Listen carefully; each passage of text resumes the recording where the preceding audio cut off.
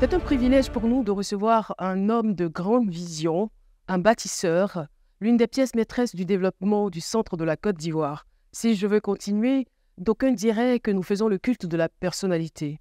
Mais sachez que nous recevons un capitaine, un vrai, le ministre des Transports, député-maire de la ville de Bouaké. Monsieur le ministre, bienvenue dans le Can Talk de C'est à nous de jouer. Merci et bienvenue à Bouaké. En tout cas, nous sommes heureux d'être à Bouaké. On n'a plus envie de retourner. Enfin, je ne veux pas faire de jaloux, mais vraiment, on se sent bien à Bouaké.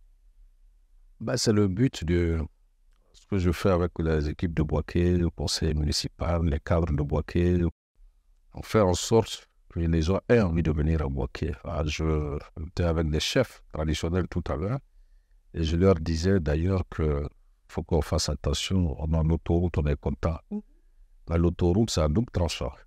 Si vous ne pouvez pas recevoir les gens, les accueillir dans de bonnes conditions, leur donner envie de rester, ils retournent immédiatement. Donc ça rapproche Bouaké d'Abidjan, mais ça rapproche Abidjan de Bouaké. La Côte d'Ivoire vibre au rythme de la CAN.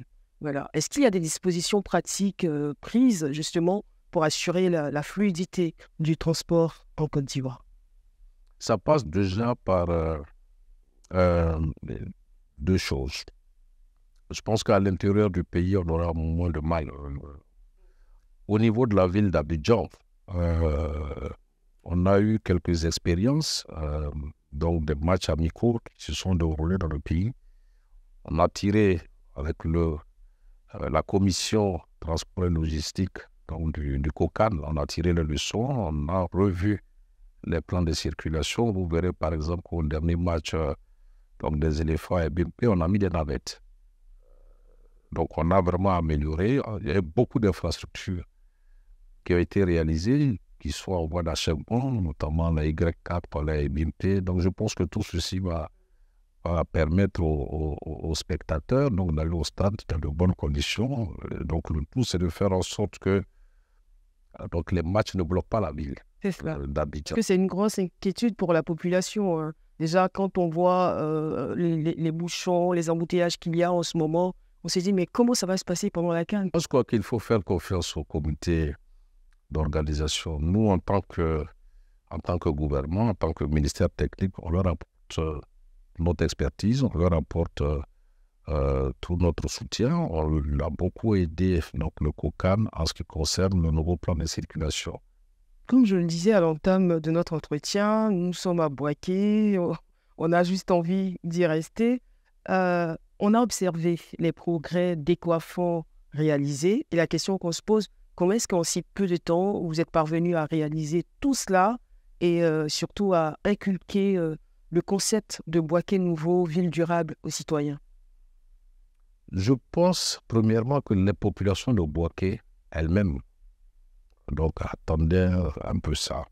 Je pense aussi que l'engagement de l'ensemble du conseil municipal, de moi-même, moi tous les mois, je suis moi-même dans les caniveaux, sur le terrain, avec les populations, en train de nettoyer. Et je pense que c'est stimulant pour ces populations-là. Et il y a un engagement vraiment fort et je voudrais vraiment féliciter donc, les populations de Bouaké. Parce que pour moi, le Bouaké nouveau, c'est un changement de mentalité. Franchement, c'est voir les choses autrement.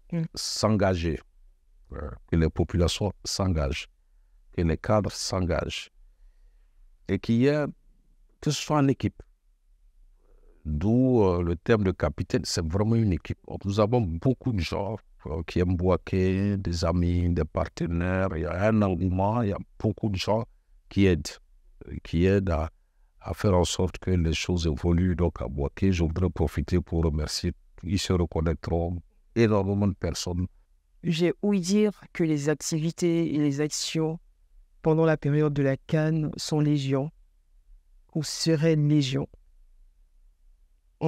Alors, on a un comité local donc, qui a été mis en place et moi j'ai créé une commission au niveau de la mairie.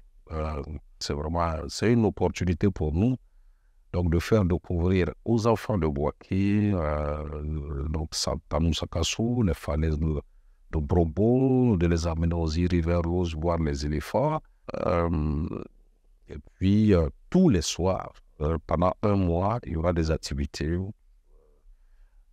les meilleures pièces de théâtre donc en Côte d'Ivoire. Je veux les faire passer. Je veux faire passer des films ivoiriens, les meilleurs films de ces dernières années. Puis vraiment le clou, et ce que j'entends moi le plus, c'est cet important forum Investir à Bouaké que nous allons organiser en relation avec le ministère de l'Industrie et du Commerce, le CPC, la Chambre de commerce donc sur Bouaké, pour présenter tous les projets que nous avons dans notre programme de Bouaké Nouveau.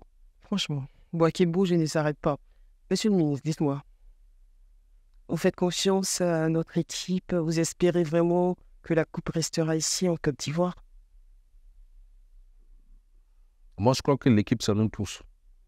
C'est ceux qui jouent, les athlètes, avec l'entraîneur et le staff. Mais l'équipe, c'est nous. C'est les supporters, c'est nous qui devons pousser aussi cette équipe à gagner. Monsieur le ministre, on a été vraiment très, très heureux d'échanger avec vous. Merci. Merci de nous avoir accordé cette interview. Merci beaucoup à vous.